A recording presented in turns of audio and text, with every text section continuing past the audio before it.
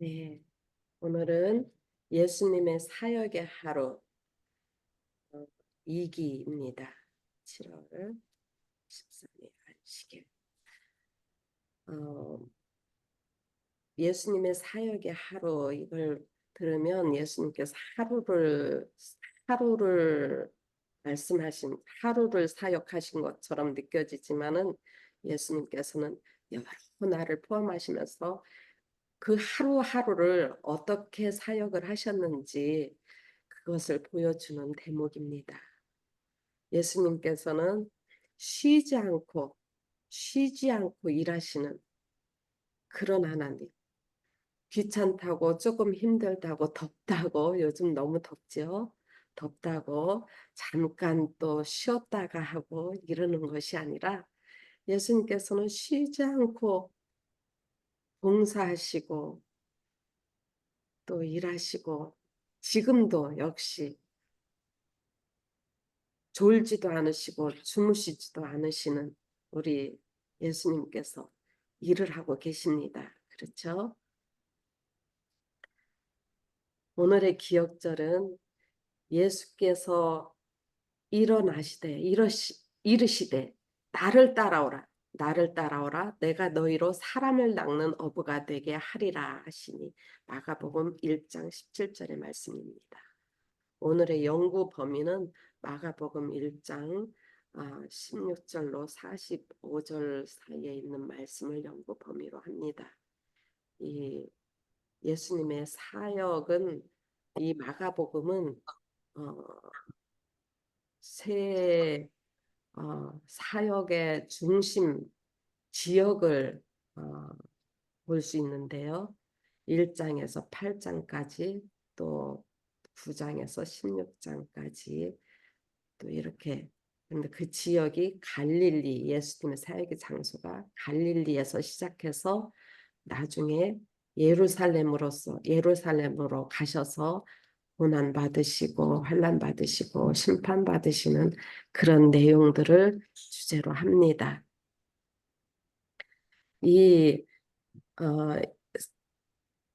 사복음서의 시작은 서로 다른 방식으로 소개가 되죠. 그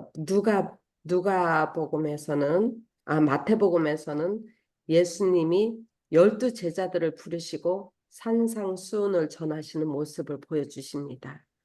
그리고 누가는 나사렛의 회당에서 안식일에 전하시는 예수님의 공생의 첫 설교에 대한 이야기로 또 시작을 하십니다. 그런가 하면 또한 요한복음에서는 맨 처음 제자 몇 명을 부르시는 일, 그리고 처음 이적을 행하시는 가나의 혼인잔치에 대해서 말씀을 시작을 합니다.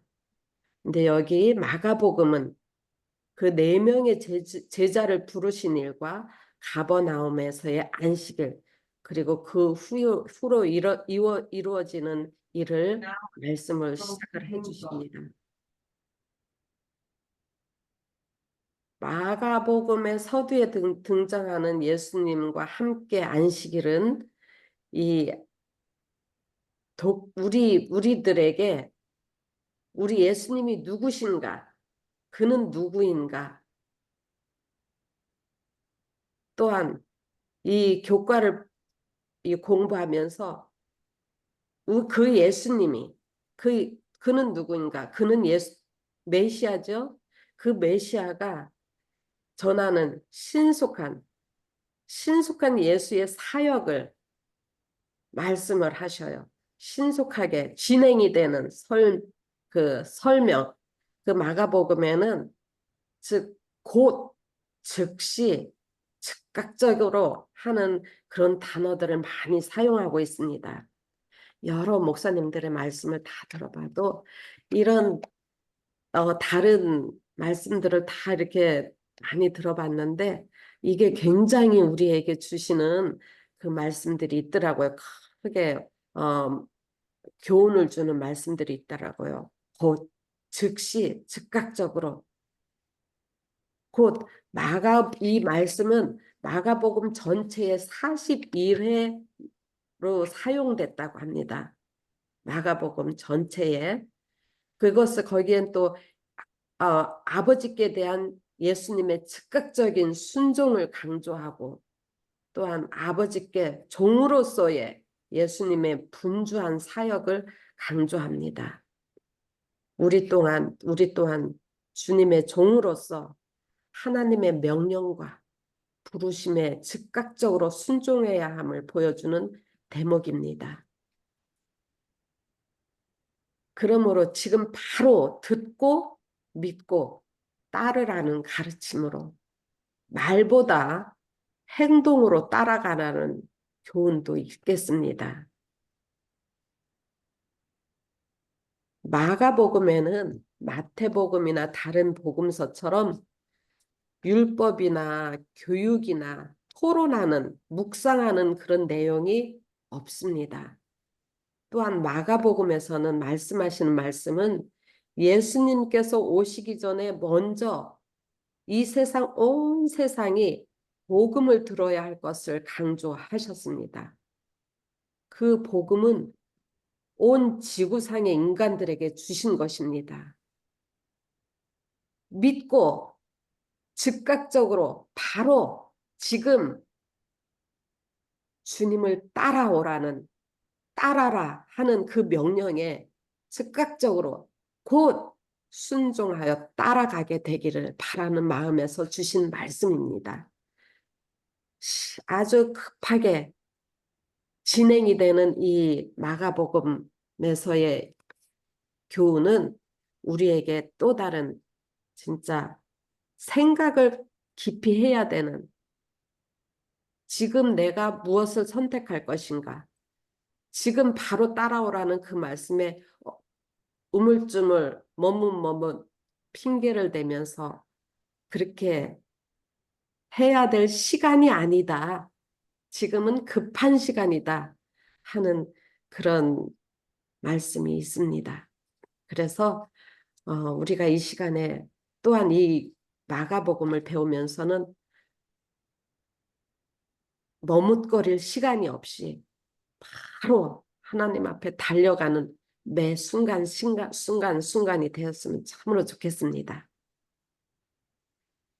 우리 여기에서 학습 목표와 깨닫기, 느끼기, 행하기가 있지만 여러분들께서 다 읽어보시고 시간이 이제 또 너무 지체가 되면 안 되니까 그 다음 우리 나를 따라오라, 또 우리 예수님께서 제자를 부르시는 장면이죠. 그리고 잊지 못할 안식일, 가버나움에서 해당에서 있었던 일들을 또 설명을 해주실 거고, 그다음 안식일의 사역, 시몬 장모를 고치시고 그 사람들을 만나서 병 고치시고 설명하시는 말씀을 해주시는 그런 예수님의 사역을, 또한 예수님의 사역의 비밀은 어디에 있는지, 그런 또 우리 하나님 예수님께서 이 땅에 하나님의 아들이면서 이 땅에 오신 그분이 무엇을 하시고 어디를 향해서 나아가시는지, 무엇을 향해 나아가셨는지, 무엇을 향해 그렇게 급한 발걸음으로 다니셨는지, 거기에 대해서 이제 계속 이어서 말씀해 주시겠습니다. 우리 장로님 시작해 주세요. 예, 감사합니다. 제가 일요일, 월요일, 화요일 공과를 제가 맡은 것 같습니다. 제목이 나를 따라오라입니다. 우리가 이 공부를 하는 것은 받은 은혜를 함께 나누는 데 더 의의가 있다고 생각이 됩니다. 그래서 우리가 좀 이렇게 좀 토의식으로 했으면 좋겠다는 그런 생각을 해보게 되는데요. 이 예수님께서 갈릴리 바다를 거니시다가 두 제자를 보게 돼요. 시몬과 안드레. 그들이 이제 고기를 잡으려고 이제 그물을 던질 때 예수님이 그것을 보신 겁니다. 우리 예수님이 무슨 생각하셨을까요?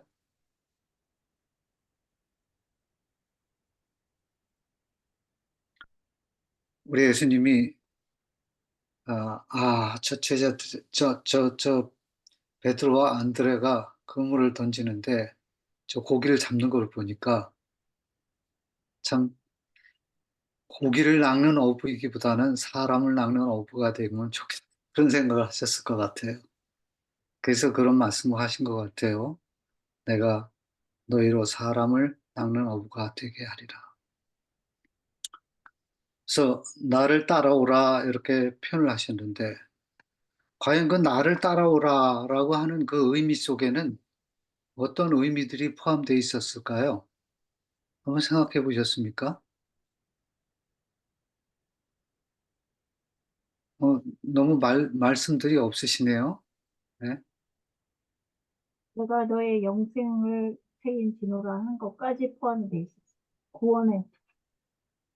예, 제가 좀 잘 안 들리는데, 예수님께서 따라오라 하실 때에는 예, 주님께서 주시겠다는 어떤 보상, 그런 축복이 약속되어 있는 거죠. 그렇겠죠. 예.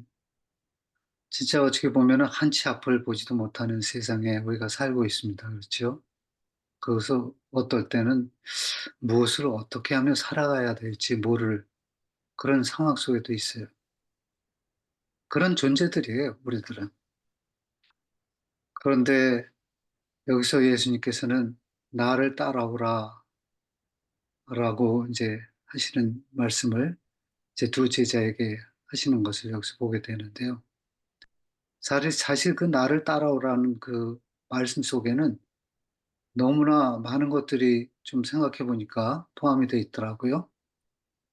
가령 말하자면 창세 이전서부터 이미 모든 계획한 것들, 그리고 어, 차근차근히 그 극한 상황 속에서도 계속 준비하시고, 그리고 정말 이제는 그 모든 것들을 또 알게 하시고 쉽게 하시는 그런 분명히 그 나를 따라오라는 데 포함이 되어 있었던 것 같아요.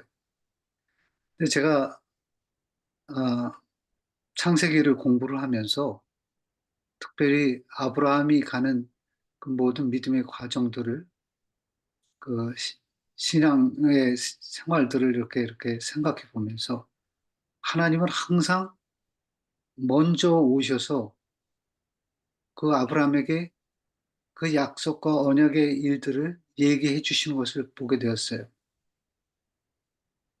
모든 것을 이제 미리 마련해 놓으시고 말씀해 주신 거예요. 그 약속들을. 그리고 아브라함은 이제 그 말을 믿고 이제 따라가는 그런 과정들이 계속 반복되고 반복되는 것을 보게 되었습니다. 하나님께서는 항상 우리에게 먼저 그 앞서서 그 많은 것들을 이제 준비해 놓으시고 또 알게 하시면서 이제 인도해 주시는 것 같아요. 아멘. 그래서 그런 것을 볼 때, 나를 따라오라 한 그, 말씀의 의미는, 뭐, 물론 이제, 복음을 믿고 그것을 전파하라는 그런 의도도 분명히 있으셨겠지만, 그러나 내가 가는 그 전기를 다 너에게 주시겠다. 너희는 그저 내 말씀에 응하여 따라오기만 하면 된다라고 하는 그런 모든 그 축복의 일들까지도 다 거기 포함되어 있는 것을 저는 생각해 볼 수가 있었습니다. 그래서 음, 이 나를 따라오라 하는 그 말씀의 의미는 지금 이렇게 부분적으로 얘기하는 것 이외에 너무 많은 것들이 포함되어 있다라고 하는 것을 한번 생각해 보았어요. 그래서 여기서 이제 어, 베드로와 안드레를 부르시고 이제 나를 따라오라 하신 그 말씀, 그 말씀 속에는 이제 그들이 어떠한 아, 신앙의 삶을 누리면서 자라나가야 할지, 또 결과적으로 어떤 결실들을 얻게 되고 또 어떤 소망을 갖고 살아갈 수 있게 될지 모든 것들이 포함되어 있는 것을 보게 됩니다. 어, 또 야고보와 형제 요한도 부르셨어요. 그 부르심, 그 부르심 속에도 보면은 하나님께서 일단 그 부르셨을 때 그 부르심은 그냥 부르심이 아니고 모든 것이 준비된 그런 부르심이었다라고 하는 것을 생각해 보게 됩니다. 어, 여기서 우리가 좀 생각해 봐야 될 것은 저는 이런 생각을 해 봤어요. 만약에 내가 베드로의 자리에 있었다면 하나님께서 나를 부르셨을까? 라는 생각을 해 봤습니다. 여러분도 그런 생각 해 보셨습니까? 뭐 굳이 그런 생각을 하시지 않으셨더라도 여러분들 마음속에는 '아 우리 예수님은 나도 부르시고 계시구나.' 하는 것을 아마 생각하고 계시리라고 생각됩니다. 사실 우리는 불려진 사람들이에요. 그래서 예수님을 보고 그 마련해 주신 모든 것들을 이제 따라가는 그런 참 누리고 따라가는 그런 존재들입니다. 그래서 참 여기서 보여주는 이런 부르심이라든가 나를 따르라는 그런 말씀들은 참으로 객감을 받은 자들이 들을 수 있는 그런 말이구나라는 것을 다시 한번 생각해 보게 됩니다. 어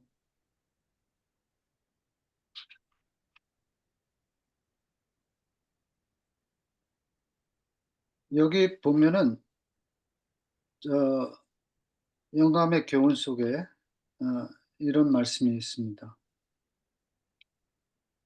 예수께서는 당신의 제자들이 당신께서 참으신 것처럼 참고 당신께서 고통받으신 것처럼 고통을 받고 당신께서 승리하신 것처럼 승리함으로 당신의 발자취를 가깝게 따르기를 기대하신다.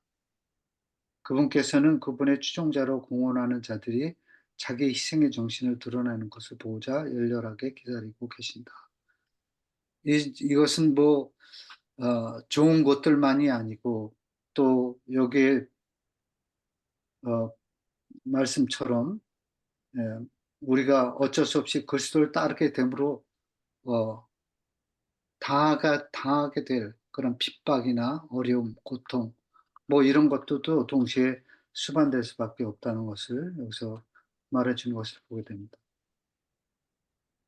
여기 이런 제목이 질문이 있습니다. 묵상해. 당신은 예수님을 따르기 위해 무엇을 포기하라는 요청을 받았는지 생각해 보십시오. 여러분 한번 생각해 보셨습니까?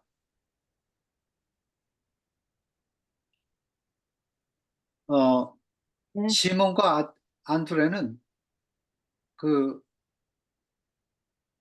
그물을 버려두고 예수님을 따른 것을 여기서 보게 됩니다. 다시 말해서 생계를 이어가는 그 정말 먹고 살 수 있는 모든 도구들을 버리고 간 거예요. 저희 교회에도 한 분이 계셨는데 지난 일요일 날 선교 여행을 떠났습니다. 그런데 그분이 참 의사하고 돈을 잘 버신 분이에요. 그런데 사실 어 얼마 전에는 저한테 그런 얘기를 했어요. 제가 그렇게 물어보기도 했었죠. 그 은퇴 안 하고 계속 일만 할 거냐고. 자기는 계속 일만 할 거라고 그러더라고요. 근데 돈을 워낙 잘 버시니까 그것도 넣을 생각이 없으셨던 것 같아요. 근데 지난주에 제 브랜드 이제 그 마음이 변하셨어요. 그래서 난 일을 그냥 그러니까 다 놔 버린 겁니다. 놓고 전도 여행을 떠나셨어요. 그래서 그걸 보면서 제가 계속 그 선교의 성공적인 일들을 위해서 기도하겠다고 그렇게 얘기는 했는데요. 예 뭐 기도를 하고 있습니다. 하고 있는데 참 그분의 그 결정이 굉장히 참 '대단하다.' 참 그게 쉬운 일이 아닌데 그렇게 할 수 있었다라고 하는 것이 참 대단하다는 생각을 하게 되었습니다. 뭐 여기 보면 당신은 예수님을 따르기 위해 무엇을 포기하라고 어 어 요청을 받았는지 생각해 보라고 하는데, 뭐 사실 뭐 우리는 버린 게 많죠. 세상도 버렸고 또 물질도 버렸고 또 이런저런 것들을 좀 많이 버리고 예수님을 따라가고 있는 중입니다. 그렇죠? 그래서 참 그 버려진 것이 과연 우리 신앙의 삶 속에 좋은 어 매개가 되어서 정말 주님의 복음을 위해 살아가는 그런 삶의 큰 힘이 될 수 있으면 좋겠다라고 하는 것을 보게 됩니다. 어 음, 예. 여러분들은 무엇을 버리셨습니까? 뭐 좀 경험되어진 것들은 없으세요? 우리 그 다음 장으로 넘어갈까요 그럼? 잊지 못할 안식일. 그 말씀에 보면은 이렇게 마가복음 1장 21 절에서 28 절인데 제가 한번 보겠습니다. 그들이 가버나움에 들어가니라. 예수께서 곧 안식일에 회당에 들어가 가르치심에 못사람이 그의 교훈에 놀라니 이는 그가 가르치는 것이 권위에 있는 자와 같고 서기관들과 같지 아니함이로라. 마침 그들의 회당에 더러운 귀신 들린 사람이 있어 소리질러 이르되 나사렛 예수여 우리가 당신과 무슨 상관이 있나이까? 우리를 멸하러 왔나이까? 나는 당신이 누구인 줄 아노니 하나님의 거룩한 자니이다. 예수께서 꾸짖어 이르시되 잠잠하고 그 사람에게서 나오라 하시니 그 더러운 귀신이 그 사람에게서 경련을 일으키고 큰 소리를 지르며 나오는지라. 다 놀라 서로 물어 이르되 이는 어찌 미냐? 권위 있는 새 교훈이로다. 더러운 귀신들에게 명한즉 순종하는도다 하더라. 예수의 소문이 온 갈릴리 사방에 퍼지더라. 이제 안식일에 예수님께서 이제 회당에 가셔서 이제 늘 하시는 대로 가르치시기 위한 그런 일을 이제 하시러 회당에 들어가셨는데, 그곳에 어떤 사람이 있다고 그랬어요? 귀신도 더러운 귀신이 들린 사람이라고 그렇게 표현하고 있네요. 아, 여러분들 그런 귀신 보셨습니까? 혹시 삶 속에 보셨어요? 아니면 그런 귀신에 대한 것을 생각해 보셨습니까? 굉장히 중요한데, 왜냐하면 적을 알고 나를 알아야 백전백승인데, 우리가 귀신을 보지도 못하고 알지도 못한 채 귀신과 싸운다는 것은 그거는 어 말이 안 됩니다. 그래서 우리가 좀 알아야 되는데, 바로 이 구절은 이제 한 귀신, 더러운 귀신 들린 사람이 고쳐짐으로 인해서 그 안식일이 그 사람에게 있어서 잊혀질 수 없는 그런 안식일이 된 것입니다. 굉장히 중요한 게 여기 있어요. 그래서 우리 한번 깊이 생각해 볼 필요가 있는데요. 어 가령 말하자면 이렇습니다. 이 귀신이 하는 얘기를 한번 가만히 좀 생각해 보시기 바랍니다. 이런 얘기를 했습니다. 먼저 어 "나사렛 예수여 우리가 당신과 무슨 상관이 있나이까?" 라고 표현을 했어요. 그 귀신이 예수님과 상관이 있습니까? 없습니까? 있어야 됩니까? 없어야 됩니까? 없죠. 빛과 어두움은 공존할 수가 없습니다. 그래서 우리가 이 일을 한번 생각을 해 보기로 한번 좀 한번 생각해 보겠습니다. 어 이 굉장히 중요한 얘기거든요 이게. 이 귀신이 스스로 예수님과 상관이 없다는 것을 얘기한 거예요. 그러니까 다시 말해서 여기 보면은 제가 그 현대인의 성경을 찾아보니까 "우리가 당신과 무슨 상관이 있습니까?" 혹은 이제 아 주석이나 사전적인 의미를 찾아보니까 "우리에게와 당신에게 무엇인가 우리에게 무슨 공통점이 있나이까?" 뭐 이런 말들이 된다고 그래요. 근데 정말 상관이 없는 자예요, 예수님과. 맞습니까? 여기서 굉장히 중요한 게 있습니다. 무엇이냐면은 이 우리와 상관없는 자와 우리가 상관해서는 안 된다는 것을 여기서 가르쳐 줘요. 우린 절대 상관할 해서는 안 됩니다. 무슨 일에, 귀신의 일에. 그래서 우리는 가끔 가다가 꼭 무슨 뭐 이렇게 표면적으로 드러나지는 것만을 우리가 보고 '아 저 사람은 귀신 들렸다.' 혹은 '악령이 들어갔다.' 뭐 이렇게 표현할 수도 있겠지만 그러나 다른 면으로 보면은 사실은 우리 속에서 아주 신랄하게 싸우고 있는 것이 바로 악의 영들입니다. 음. 예. 그래서 에베소도 그렇게 표현하지 않습니까? 에베소 6 장에 보면은 그 "우리의 씨름은 혈과 육을 상대하는 것이 아니요 통치자들과 권세자들과 어두움의 세상 주관자들과 하늘에 있는 악의 영들을 상대함이라."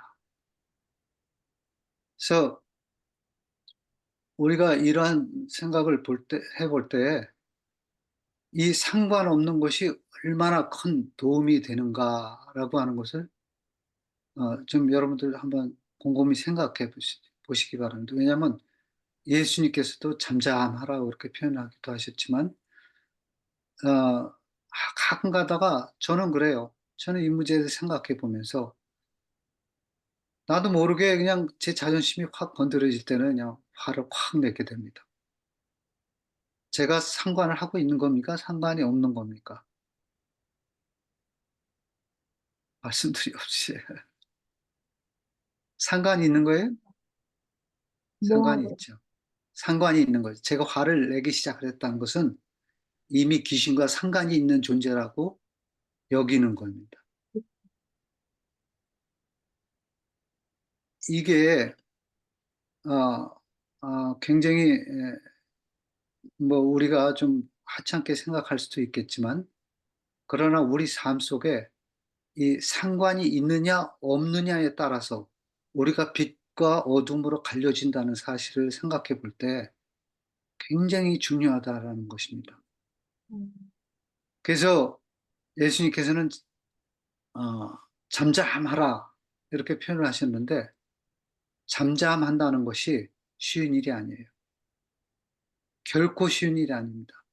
그런데 잠잠함으로 인해서 얻어지는 결과가 굉장히 크다는 것입니다.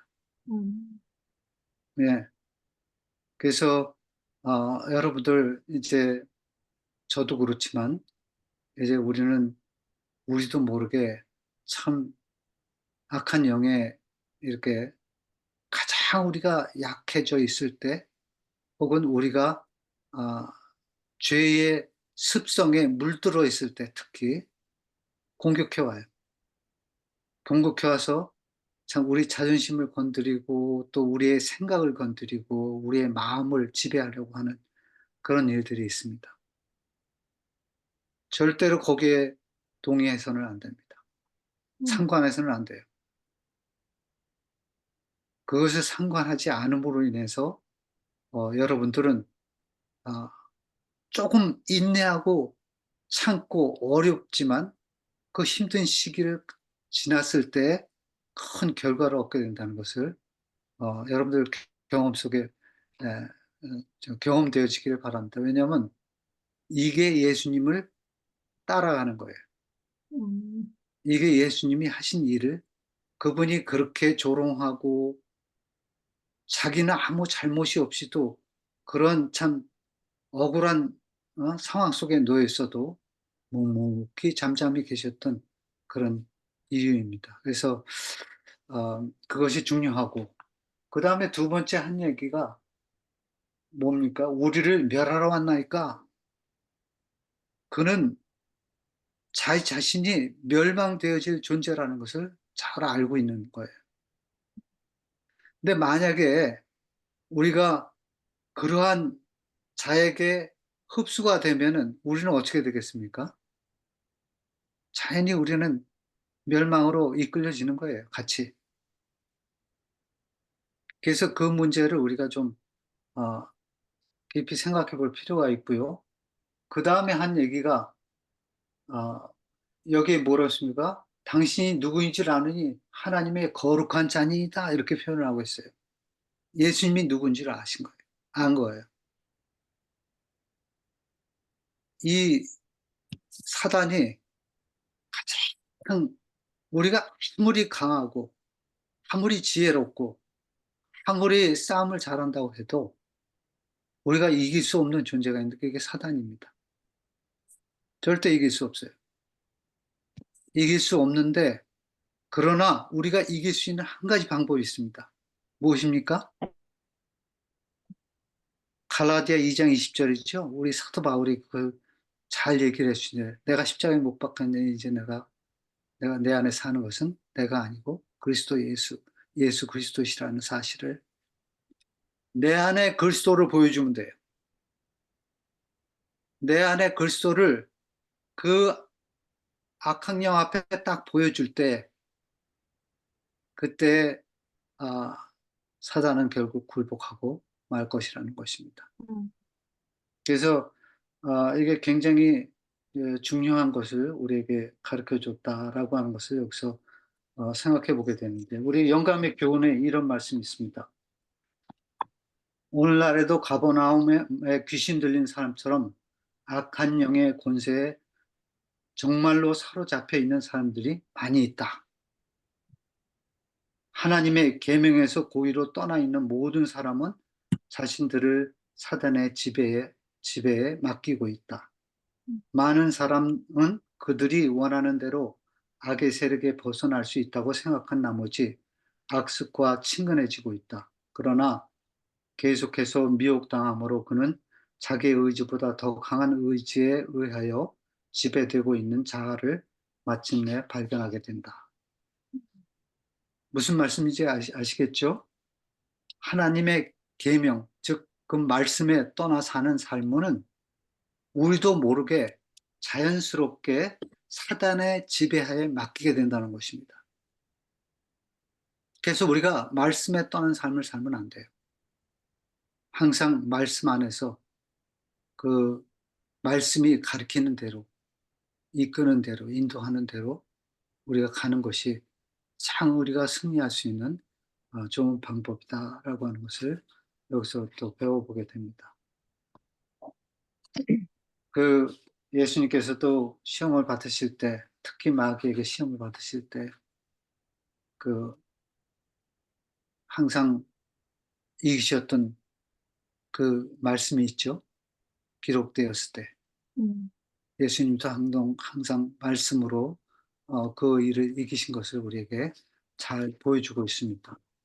그래서 참, 어, 이 일은 참 우리가 이, 이 더러운 귀신 들린 자만의 잊지 못할 안식일이 아니라 우리가 이 일을 따라 잘 예수님의 가르침을 받은 대로 행함으로 인해서 우리가 항상 악한 영에서 승리하는 그런 삶으로 인해서 우리의 삶도 잊지 못할 그러한 삶으로 전진해 나가게 되면 좋겠다는 생각을 해보게 됩니다. 그 다음에 네. 우리가 우리 거기서 또 뭐 혹시 질문이 있으십니까? 혹은 다른 또 깨달음이 있으셔서 보태실 분이 있으세요? 없어요? 그 다음에 이어진 안식일 사역. 그 보면은 그 말씀은 이렇게 표현하고 있습니다. 회당에서 나와 곧 야고보와 요한과 함께 시몬과 안드레 집에 들어가시니 시몬의 장모가 열병으로 누워 있는지라 사람들이 곧 그 여자에 대하여 예수께 여짜온데 나가사 그 손을 잡아 일으키시니 열병이 떠나고 여자가 그들에게 수종드니라. 저물어 해질 때 모든 병자와 귀신 들린 자를 예수께 데려오니 온 동네가 그 문 앞에 모였더라. 예수께서 각종 병이 든 많은 사람을 고치시며 많은 귀신을 내쫓으시되 귀신이 자기를 알므로 그 말하는 것을 허락하지 아니하시느니라. 예수님은 그 하루에 특히 이 안식일의 삶이 얼마나 분주했었는지를 잘 이렇게 보여주시는 것 같아요. 정말 회당에서 가르치시고 또 이렇게 더러운 들린 자를 고쳐주시고 또 이렇게 또 저녁에 또 좀 쉬려고 하니까 이렇게 또 정말 열병 들린 자 그리고 각종 그 병이 들린 자 또 귀신 들린 자들을 내쫓아 주시면서 참 그런 구원의 사역을 계속 하루 종일 정말 분주히 이뤄가신 것을 말씀 속에서 보게 됩니다. 그 그분의 그 사역이 에, 그런 것 같아요. 정말 어떻게 보면은 어, 그 모든 그 당신의 그 집약적인 그러니까 뭐라 말하자면은 어, 우리에게 구원을 주시기 위해서 그 얼마나 긴 시간들을 준비하셨으며 또 얼마나 오랜 시간을 인간으로 오셔서 준비하셨는지 그 모든 것들을 집약해서 한날에 그리고 또 다른 한날에 계속 최선을 다해서 쏟으시는 그 장면들을 보게 됩니다. 그런 것을 볼 때, 참, 우리 예수님이 또 우리 하나님이 얼마나 우리를 사랑하시고, 우리를 참, 구원에 이르게 하시고자 애를 쓰고 계시는가 하는 것을 우리가 여기서 보게 됩니다. 근데 이 가정 분과책 보니까 이제 그때 이제 고침을 받은 사람들, 그리고 구원의 기쁨에 이른 사람들이 이렇게 표현된 것을 영감이 글이 소개하고 있는 것을 보게 됩니다. 하늘은 승리의 소리와 구원의 함성으로 가득 찼다. 그 묵상 밑에 난에 있는 것입니다. 어, 구주께서는 당신이 일깨워 주신 기쁨 가운데 즐거워하셨다.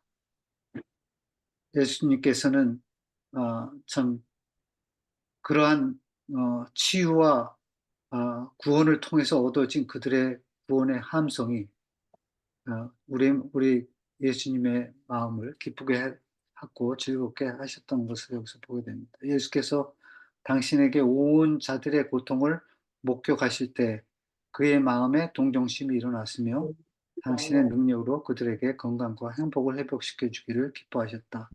예수께서는 마지막 환자를 치료하시기까지 그의 일을 쉬지 않으셨다. 깊은 밤이 되어 군중이 다 물러가고서야 시몬의 집에 쉼이 찾아왔다. 참,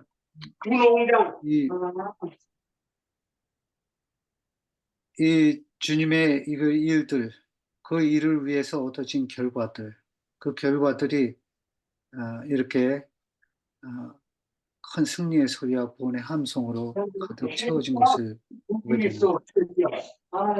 참, 우리 예수님이 함께 해주시고 치유해 주시는 일들, 특히 우리 장모를 열병에 걸린 이 장모를 고쳐주셨는데 하늘에서 친히 손을 펼쳐 잡아주시고 일으키시는 장면을 말씀 속에서 보게 되죠. 어, 보면서 어, 예수님이 그렇게까지 친히 다가오셔서 어, 이루시는 그 일들이 우리 삶 가운데 경험이 되어지면 얼마나 좋을까 그런 생각도 해보게 되고 또 그런 예수님이 함께 하심으로 인해서 불가능이 없다는 사실 또한 우리가 다시 한번 생각해 보게 되면서 어 정말 예수님과 함께 있는 삶이 얼마나 큰 구원의 기쁨을 가져다 주는지, 그것이 우리 삶 속에 에 노출되어지는, 그래서 우리도 모르게 복음이, 구원의 복음이 다른 사람에게 전해지는 그런 삶이 되면 좋겠다라고 하는 생각을 해 보게 됩니다. 제가 너무 시간을 오래 쓰는 것 같죠? 아니에요. 괜찮아요. 그 여기에 보면 누가복음 4장 18절에 이런 말씀이 있습니다. 우리 예수님이 이 땅에 오신 목적이에요. 그리고 이 땅에 오신 이유이기도 하고, 또 그 모든 일을 행하신 그런 이이기도 합니다. 여기 보면 주의 성령이 내게 임하셨으니 이는 가난한 자에게 복음을 전하게 하시려고 내게 기름을 부으시고 나를 보내사 포로된 자에게 자유를, 눈먼 자에게 다시 보게 함을 전파하며 눌린 자를 자유케 하고. 정말 이 복음을 통해서 정말 포로되어 있었다면, 습관과 죄의 습성과 나쁜 행동과 행실과 나도 모르게 불쑥불쑥 화를 내는 일이라든가, 너무 오래 그 일을 하다 보니까 확 붙잡혀 있어서 포로되어 있었다면 우리 주님으로부터 자유케 되시기 바랍니다. 그리고 그 외에도 또 우리가 보지 못하는 것들이 너무 많죠. 사실 가장 안타까운 것이 우리 각자에게는 아, 이 우리가 볼 수 없는 그런 아름다운 것들이 많이 있다는 것입니다. 스스로도 보지 못하지만 우리가 상대적으로도 보지 못하는 그런 너무 선하고 아름다운 것들이 많다는 거예요. 특히 그 안에 그리스도가 계실 수도 있습니다. 그런데 그것을 보지 못한다는 것은 참 안타까운 것이죠. 그래서 여기서 눈먼 자에게 다시 보게 하는 것을 전파한다고 이렇게 표현하셨는데, 바로 그 문제입니다. 우리가 서로가 서로에게서 그리스도를 볼 수가 있어야 되고, 그 선하고 아름다운 마음들을, 행위들을 우리가 볼 수 있어야 된다라고 하는 것입니다. 만약 그렇지 못한다면 내가라도 보여서 그래서 은연중에 주님을 전파하고 보이게 하는 그런 삶을 우리가 좀 살아야지 되고, 제가 무엇보다 제가 돼야 되겠다라고 하는 생각을 해보게 됩니다. 또 이렇게 공부를 하게 이렇게 지정해 주셔서 저도 또 이번 공부를 통해서 많은 것을 또 얻게 됩니다. 저는 여기까지 하고 그 다음으로 넘어갔으면 좋겠습니다. 감사합니다.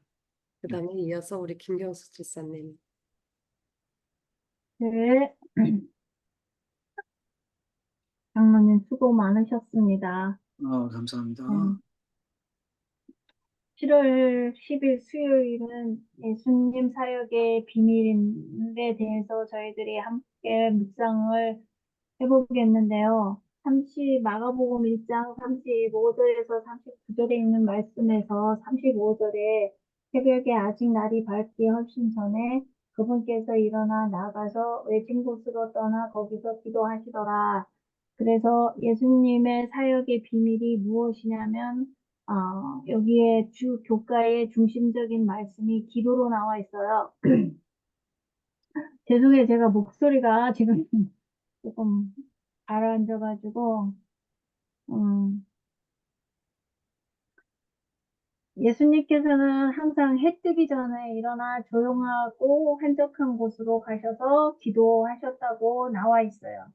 그래서 왜 우리가 한적하고 조용하고 하루가 시작되기 전에, 그 전에 우리 장로님이 해주신 29페이지에도 보면 동네가 아직도 잠들어 있을 때 구주께서는 새벽 오히려 민영에 일어나 나가 한적한 곳에 가서 거기서 기도하셨다. 시대의 소망 259페이지에도 이렇게 나와 있어요. 그래서 제가 개인적으로는 이 기도의 경험을 많이 가지고 있는 그런 경험이 제가 개인적으로 많아요, 기도는. 그래서 여러분들 앞에서도 항상 기도에 대해서 강조를 많이 하는데, 에, 여러 가지 경험들 상에서 보면은 저는 예수님께서 왜 사람이 없고 한적하고 사람들이 활동하기 전에 조용한 그 시간에 산에서 가서 기도를 하셨는지 제가 기도 생활을 하면서 조금 예수님의 마음이 예수님의 마음을 좀 이해하게 됐어요. 그래서 제가 개인적으로 새벽에 기도를 되게 집중적으로 기도를 하는 생활을 하는데 사실 제가 오늘 목소리도 이렇게 좀 가라앉은 게 한 시간 반을 괜찮습니다. 한 시간 반을 기도를 하면서 정말 기도를 하다가 제가 참 예수님 앞에서 정말 참 많이 울었어요. 그래서 제가 좀 목소리가 많이 이렇게 그냥 가라앉아 버렸어요. 그래서 저희 남편이 한 4시쯤 일어나서 간단하게 아침을 먹고 한 4시 반이면 떠나요, 집을. 그래서 같이 4시에 일어나서 가는 거 보고 잘 갔다 오라고 손을 흔들고 저는 돌아서서 보통 제가 기도를 1시간에서 1시간 반에 기도를 해요. 아, 그래서 이 기도를 하다 보면은 참, 지금 현재 이 돌아가는 이 지구의 이 사악한 일들, 또 인간들이 벌이고 있는 사악한 일들, 또 천년계를 통해서 어떤 천년계들이 몸부림치는 그런 상황들을 보면, 예수님 앞에 나아가서 기도하는 그 기도가, 아, 하나님께서 하늘에서 계획하고 계시는 그 계획에 합당한 사람으로서 살아가기를 간절히 소망하고 이 지구에 살고 있는 하나님의 자녀들이 그 일에 협력하여 하나님의 통로로 사용이 돼서 예수님이 이 땅에 오시는 그 일이 촉진이 되기를 간절히 바라는 기도가 정말 저는 울부짖음으로 나오고 있거든요. 그래서 예, 또 기도 생활을 하다 보면 어떤 날 롱위켄 같은 날이 있잖아요. 그러면 남편이 일을 안 가고 집에 있을 때의 저의 기도하는 마음의 자세와 남편이 일을 가고 아무도 없는 나만의 공간에서 기도하는 기도가 달라요, 조금. 뭔가 이렇게 신경이 쓰여요. 그래서 예수님께서 이 새벽 종이 트기 전에 사람들이 일어나서 활동하기 전에 이 기도를 하시는 이 시간을 선택한 것이 조금 저는 이해가 됐어요. 왜냐면 예수님께서는 항상 하루의 삶을 최선을 다해서 열심히 사셨던 분이고 그 하루의 삶을 시작하기 전에 하늘에 계신 아버지와 그 하루의 삶을 의논을 하셨고 또 아버지의 뜻이 어떤 것인지를 구하는 삶을 사셨고 또 아버지로부터 하루의 삶을 살아낼 수 있는 능력을 부여받는 너무도 귀중한 시간이었던 거예요, 예수님에게는. 그래서 이것이 없이는 예수님께서 그 모든 일들을 아버지의 뜻대로 감당을 하실 수가 없는 것을 예수님께서는 알고 계셨던 것 같아요. 그래서 여기 우리가 기도라는 거를 오늘 이 제목이 예수님의 사역의 비밀이 중심이 기도인데 우리 예수님의 자녀들로서 이 기도라는 것을 조금 다시 생각해 봐야 되지 않을까라는 생각을 하게 됐어요. 그래서 제가 여기 밑에 30절 말씀해 보니까는 정형화된 틀을 바꾸는 방법은 기도 시간을 변경하거나 때때로 평소보다 더 오랜 기도를 하는 것이다. 그래서 이게 많은 그리스도인들이 시간을 정해서 기도한다. 그 간행은 훌륭하고 옳은 일이지만 거의 기계적이고 일상화적인 것이 될 수도 있다. 그래서 정말 저도 예전에는 그냥 엄마 뱃속에서부터 하나님의 이름을 듣고 태어나서 그냥 하나님 앞에 드리는 그냥 인간적인 내가 필요하고 내가 원하고 그런 어떠한 하나님의 마음은 헤아리지 못하고 하나님께서 무엇을 이 땅에서 이루시고 싶어 하는지 그 마음은 헤아리지 못하고 내가 받을 것만 기도하고 살았던 저의 삶이 또 다시 한번 생각이 되었고, 이 기도가 우리가 기계적으로 일상적으로 습관화되어 있지 않는가, 우리의 삶 속에서.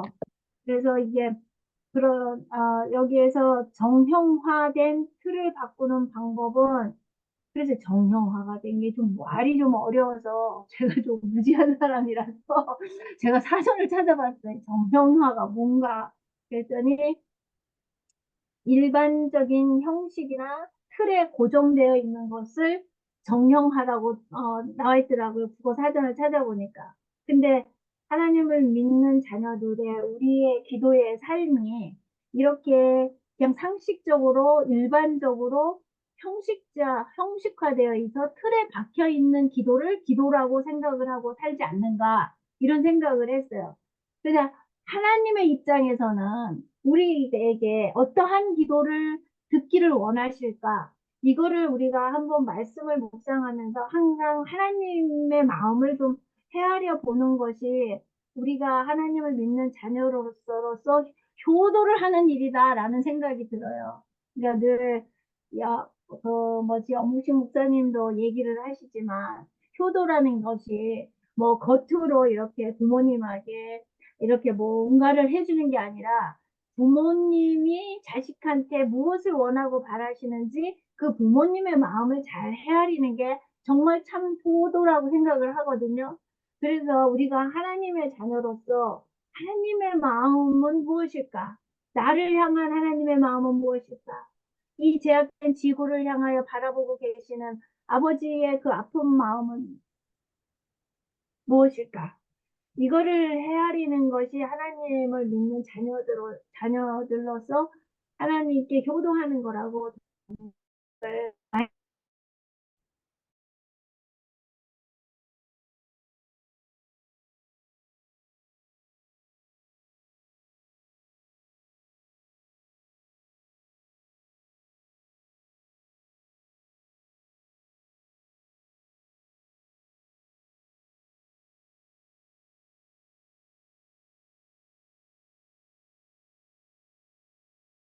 우리들의 모습을 보고 우리들의 모습을 보고 우리들에 대해서 그 아픈 마음이 많으신 것 같아요, 예수님은.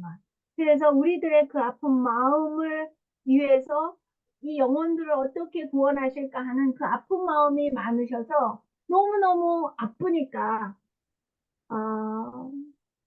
산에 가셔서 저희들의 이 죄된 저희들을 구원하시기 위해서 그 아버지 앞에 애타게 부르짖는 그 예수님의 마음이 제가 요번에 말씀을 묵상하면서 많이 느껴졌어요. 그래서 예수님은 때를 따라서 이 지구 안에서 죄된 죄인으로 살아가는 우리들을 위해서 그렇게 밤새도록 하나님께 우리의 구원을 위해서 간절히 기도하셨다는 거예요. 그래서 하나님의 자녀인 우리는 기도가 조금 이 시간을 통해서 기도란 나한테 무엇인가?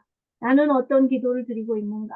이거를 다시 한번 생각을 하시고 하나님께서는 나를 통해서 하나님께서는 어떤 기도를 바라고 계실까?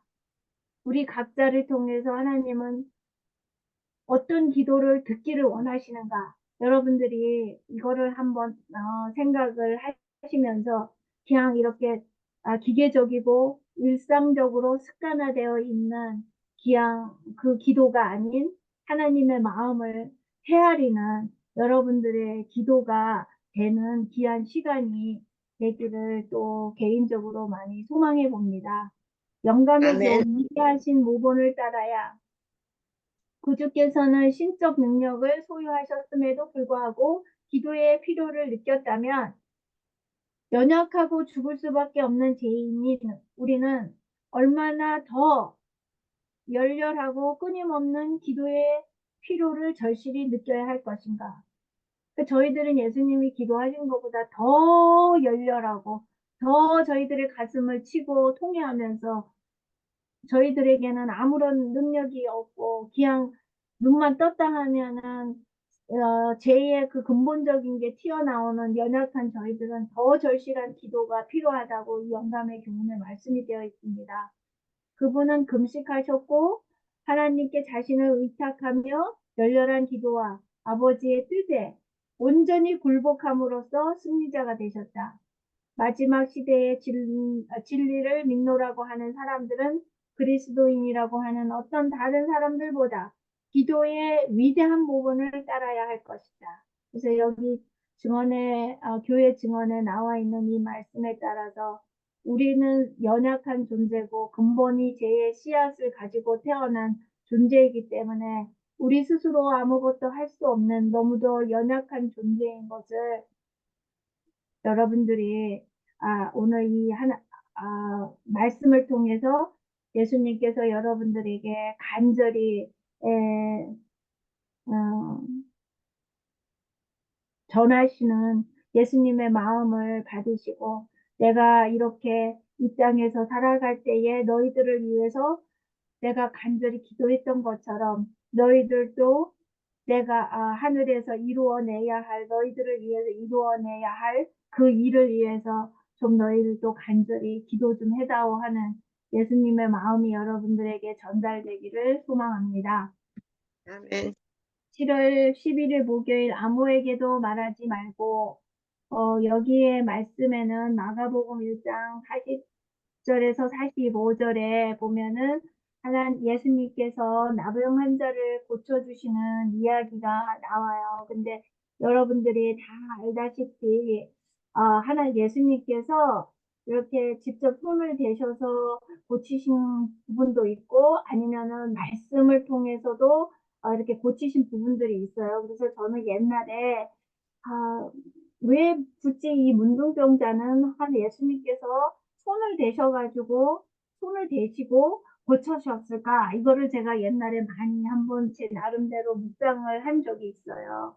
근데 이때 당시에 유대인들에게는 구약 시대에도 그렇고 이 문둥병자는 진짜 부정으로 많이 포장이 되어 있잖아요.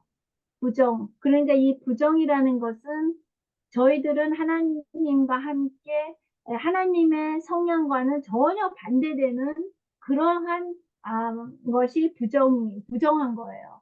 그래서 이 문둥병자는 하나님의 성향과 거리가 먼 것, 하나님은 접촉할 수 없는 그런 것으로 또 대표가 돼요. 이 문둥병자는.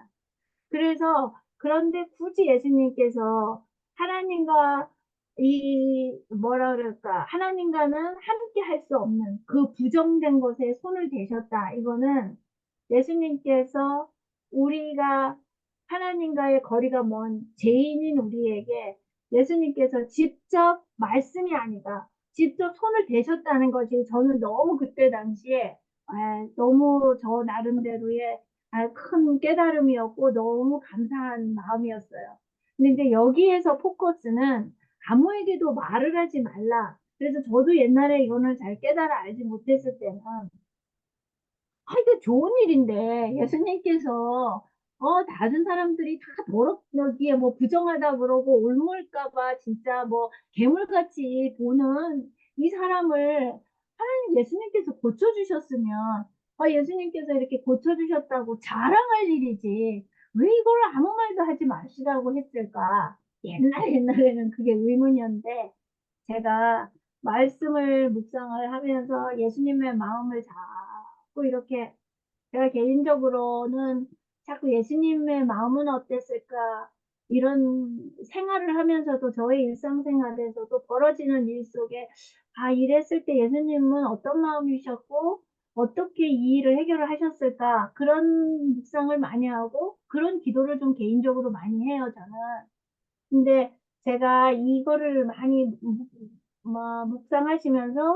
묵상하면서 제가 그 예언의 시대의 소망을 읽어보니까 제가 읽으면서 개인적으로 하나님께서 나와 함께 하시고 또 예수님께서 성령을 통해서 저에게 영감을 이렇게 주셨구나 하는 것이 느껴져서 제가 시대의 소망을 읽으면서 개인적으로 조금 기뻤어요.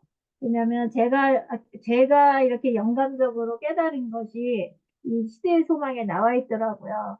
그래서 이때 당시에 여기에 이제 제가 제 말을 하지 않고 읽어드릴게요. 네. 그래서 왜 아무에게도 말을 하지 말라고 했냐면, 인간은 그냥 그게 인간의 상태인 거예요. 이제 예수님께서 이거를 이렇게 해주셨으면 이 자랑할 일이지? 왜 이거를 시시하고 말하지 말라고 그러지? 이상하다. 이게 인간의, 모르겠어요, 여러분들은. 저는 저의 한계였던 것 같아요. 깨달아 알지 못했을 때는.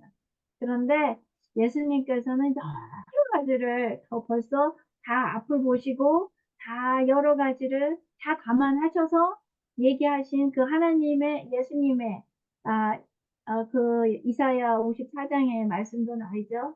내 생각은 사람의 생각과 달라서 하늘보다 높고 바다보다 넓고 그때 바다보다 깊고 땅보다 넓다는 이 말씀이 역시 하나님은 틀리시구나. 그런 거를 제가 많이 고백을 하게 됐었는데, 첫째는 제사장들이 이 문둥병자의 치료에 관한 사실을 알았다면 그리스도를 증오하는 그들이 부정직한 판결을 내리게 될지도 모를 일을 하셨다. 그러니까 예수님은 그 문둥병자를 고쳐주시긴 했지만 그 제사장들이 예수님에 대해서 안 좋은 감정을 가지고 있기 때문에 예수님이 고쳤어 그러면은 이 문둥병자가 완전히 깨끗하게 낫는데도 의도적으로 아니야, 너는 안 고쳐졌어. 너는 여전히 문둥병자야. 너는 여전히 격리돼야 돼. 할 거를 아셨다는 거예요. 그래서 이 문둥병자가 당할 일까지 앞을 내다보시고 이 문둥병자를 위해서 얘기하셨다는 거예요. 첫째는 그거예요. 예수께서 이적에 관해 어떤 소문도 그들에게 이르기 전에 그 사람이 성전에서 자기 몸을 보이기를 원하셨다. 그래야 공정한 결정을 받을 수 있을 것이며 그 회복된 문둥병자는 가족과 친척들과 다시 한번 결합하도록 허락을 받게 될 것이었다. 그러니까 예수님의 마음이 너무 배려심이 너무 깊고 높고 넓다는 것을 여기에 또 한번 확인할 수 있고, 두 번째는 그리스도께서 그 사람에게 침묵을 시키라는 명령을 하셨을 때에 고려하신 다른 목적들이 있었다. 주께서는 당신의 원수들이 늘 당신의 사업을 제한하고 사람들을 당신에게서 돌이키려고 힘쓰고 있다는 사실을 아셨다. 이 사탄이 하는 일이죠. 그래서 그런 일들을 위해서 예수님께서 이 땅에서 하셔야 하는 일이 있는데, 이거를 자꾸 떠들면은 예수님께서 하셔야 할 일이 사탄으로 인해서 방해를 받을까봐 또 그거를 위해서 하지 말라고 하셨고, 예수께서는 문둥병자를 치료한 소식이 사방에 알려진다면 이 더러운 병에 걸린 다른 환자들이 그분의 주위에 모여들어서 사람들이 그들과 접촉함으로 말미암아 전염을 받을 것이라는 애침이 일어나게 될 것을 아셨다. 그러니까 이 문둥병자는 다 그때 당시에 경계를 하고 이렇게 만지면은 오고 이러니까 전염병이니까 이것이 알려지면은 그 당시에는 문둥병자가 되게 많았대요. 그 사람들이 다 오면은 이 사회에 혼란을 가지고 올 거를 아셨기 때문에 또 그거를 위해서 하지 말라고 또 하셨어요. 그래서 그리고 이제 근본적으로 예수님께서 전파하셔야 하는 그 복음의 사업에 방해를 받게 될 것을 아셨기 때문에 하지 말라고 하셨던 거예요.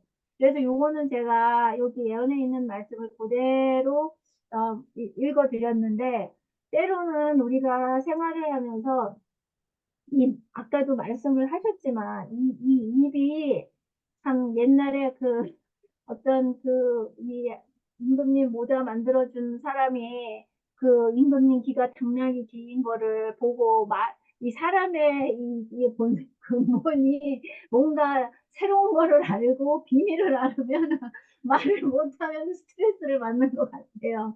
그래가지고 그거를 말을 하면 죽는다 그러니까 말을 못하니까 지금 병이 돼가지고 뭐 갈대밭에 가갖고 임금님 비는 당나귀 그거를 애쳐서 바람이 불 때마다 그 말이 나왔다는 그 옛날에 한국의 뭐 그 이소부학 같은 이야기도 있는데, 근데 이 말을 하지 말고가 저는 개인적으로 신앙을 하면서 우리의 인내심을 길러주는 가장 큰 무기인 것 같아요. 개인적으로. 네. 그래서 우리가 이 말을 절제하는 것이 우리가 예수님을 따라가는 자녀로서 인내심을 이렇게 길러가는 엑서사이즈를 할 수 있는 가장 좋은 무기가 되는 게 이 말에 대한 것 같아요.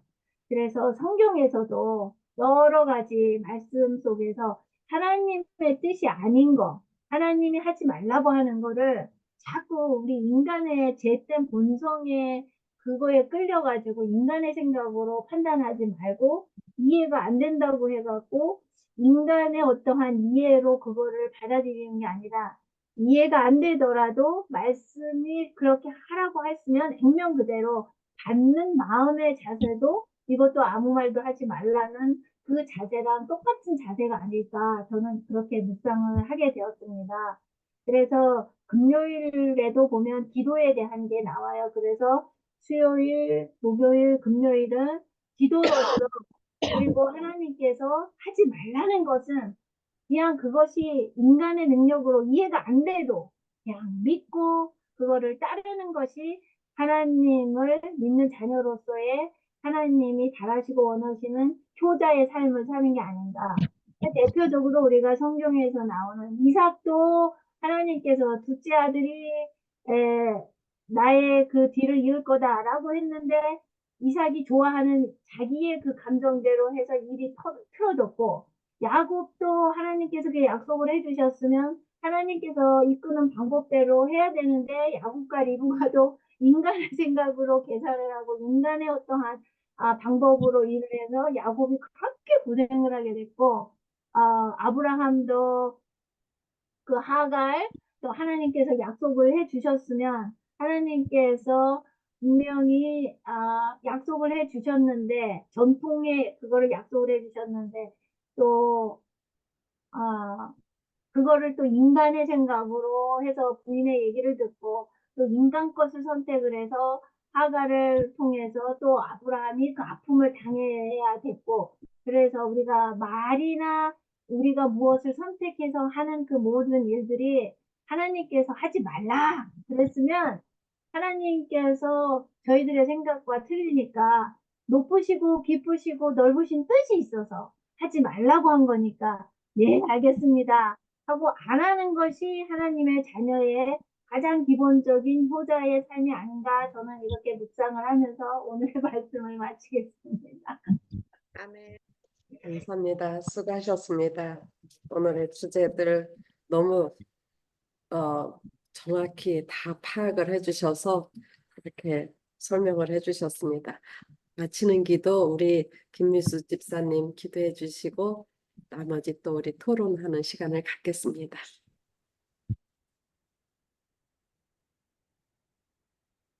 기도해 주세요.